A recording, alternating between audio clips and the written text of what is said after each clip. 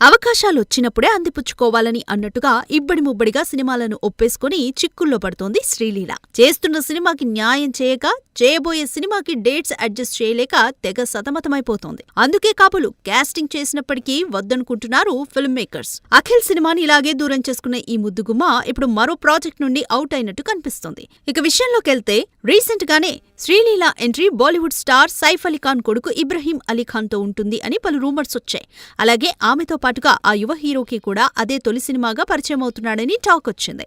Sreeleela combination almost fix అని అనుకున్నారు. కానీ ఇప్పుడు శ్రీలీల ప్లేస్ లో అదే దేవరా బ్యూటీ జాన్వీ కపూర్ చెల్లెలు ఖుషీ కపూర్ నటిస్తున్నట్టుగా బాలీవుడ్ వర్గాలు కన్ఫర్మ్ చేస్తున్నాయి. అయితే డేట్స్ అడ్జస్ట్ చేయలేకే తప్పించారన్న వార్తలు వినిపిస్తున్నాయి. సో మొత్తానికి ఇబ్రహీం అలీఖాన్ శ్రీలీలతో కాకుండా జాన్వీ కపూర్ చెల్లెలితో రొమాన్స్ చేయనున్నాడన్నమాట.